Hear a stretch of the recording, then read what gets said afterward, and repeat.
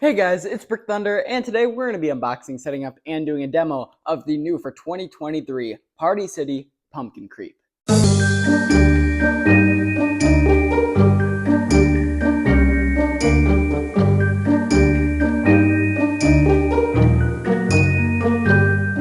Alright, so here he is. This thing's awesome. Other than maybe Mega Wolf, this thing would be my favorite for Party City this year. It's amazing. Its proportions seem awesome. I've not seen it in person yet, but I'm excited to see it because, yeah, like I said, the proportions are insane. This thing looks huge.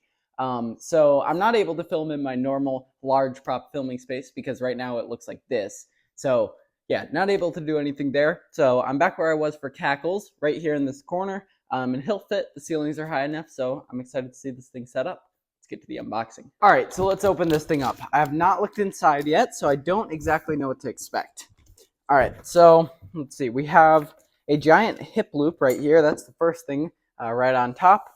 We have the adapter box. We'll put these down to the side. He is waterproof. That is definitely a waterproof adapter right there. Here's his clothing. This is actually one of my favorite pieces of this thing. I love that the vine spirals up him. I think that's a really cool effect. I also love his two shoulder pieces. Like, overall, it is a pumpkin. There's nothing too special about it other than its size. But those few key details are why I really love this thing. Here are the arms. These things really bounce around. I'm not sure if they're on springs or not. It might just be the weight of the hands. But yeah, it's pretty standard metal here for these, so I wouldn't think it would bounce as much as it does. But yeah, they really do bounce. And what's cool is the head motion is fast and not just a constant side, side, side like Cackles was. It's kind of more coded, so that's really cool. We have some base supports right there. We do have instructions. It looks like two different instructions. It might just be, yeah, different language. Two different languages there for the instructions. We'll put that down. We have some base stakes and tethers. Definitely like that they're including that. Definitely something that's needed with these larger props. I do see his head now. We have this giant cardboard blocking that was blocking most of the stuff, but we can definitely see more now. So we have a cardboard spacer there. That is not part of it. We have his rib cage. His rib cage looks really cool. Yeah, pretty detailed. I like the inside having that cloth that's most of his body because that is going to blend really well. Yeah, looks cool. It's just a vacuum plastic for the rib cage there. We have the head. The head is huge. It's not quite Cackle's size, but it's definitely, I would think, the second largest head in retail. Yeah, that's pretty awesome. And it's fully detailed all around, as you can see. It also has a huge stem that you add to the top. The stem is awesome. I'm not sure if we can see that yet, though. All right, we're going to put that down. Yeah, I don't see the... Oh, here's the stem. There it is. Awesome. I love how weird the shape is. Definitely unique there. Looks awesome. And it has kind of like a 12-foot skeleton type connection there. All right, so these are awesome. A few of my friends and I were wondering if these were just Inferno's hands repurposed, but they're not. These are definitely new and larger, much larger, and more hand-like actually than Inferno. They look really cool. Love that. Very detailed as well. I would actually say I think I like this thing better than the Inferno pumpkin overall. I'll have to see when it's set up, but I believe I'll like it more.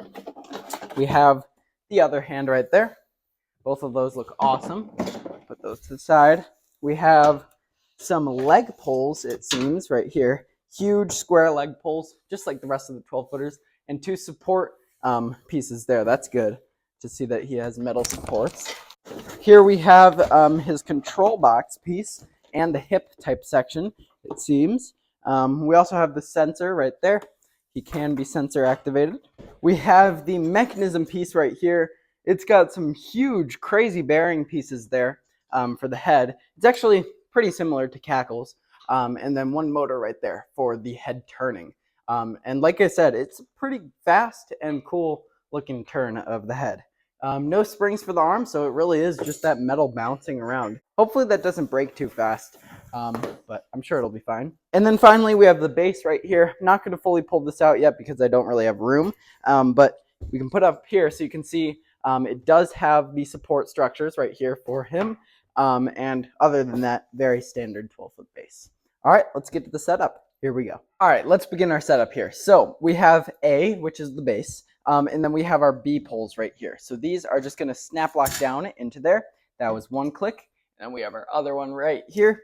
These are some huge, huge poles. Definitely some of the largest because there's no knee bend. So they can just go straight up to the hips. Now, we want to attach our support pieces right here. These two are just going to fold back, and then you may have to bend the metal just a bit to get these in. There's one. Yeah, not bad at all. Here's the second one right there. There we go. Now the supports are on. It's looking good. Let's move up and add the hips. All right, so now we're adding this hip piece. This is just going to do the same exact thing. We're going to line these up, snap lock that down right there. There's also a ton of wires hanging from this. One is the sensor. Like I said, this is going to go into the clothing, Velcro there. The rest are likely just going to go up. One for the motor and one for the headlights. All right, so now what we can do is attach our clothing. So let's open this up. I have not looked at the clothing at all yet. Although, like I said, this is definitely one of my favorite parts of this thing. It's simple, but really cool. I love that vine. All right, so here it is. Looks awesome. Nice printing on this thing. You can see the vine is already pre-attached going up it. Now we just have to find the right orientation of this thing because it all looks pretty much the same. All right, but this is definitely the base. You can see all those triangle cuts. So what we can do is slide this over. I got a chair here so we can do this easier because it is already very tall. All right, so we're going to keep sliding this down. He is one just column type shape, so this should be pretty simple, although we do want to locate the arms. There's one, there's the other, and this can go all the way through right now, but we want to make sure those are facing the right way, which they are. The Velcro's in the back of him, so it's looking pretty good so far.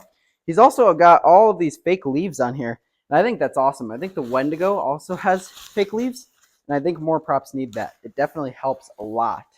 So there we go. Slid down now. Now we're going to actually tilt this thing over onto its box so we can continue without having to get a huge ladder. And then we're going to tilt him back up for the demo. All right, so I have this now tilted over onto its box. I also attached the hip loop here, which is just the two prongs on each side. And you want to do that before anything else because it might be hard to slide over stuff like this. And then the clothing will just go over that.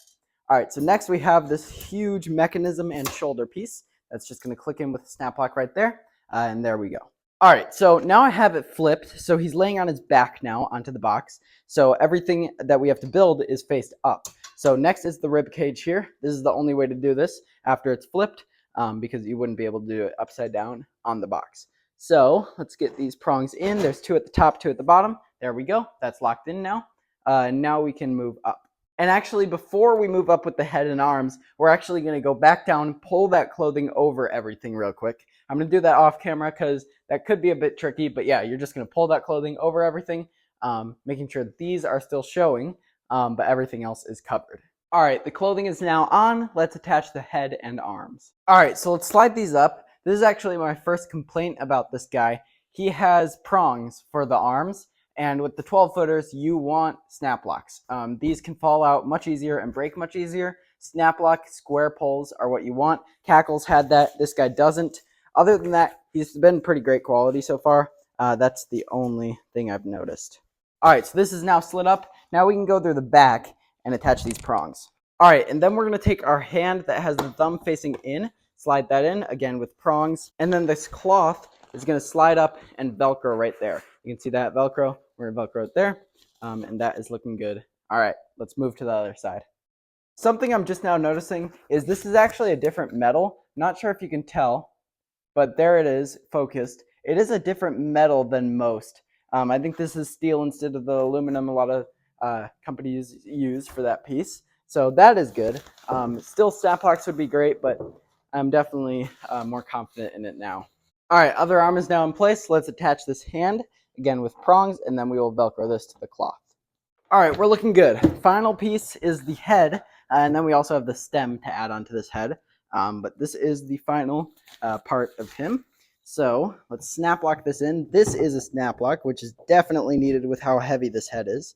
All right, so that's going to snap down like that.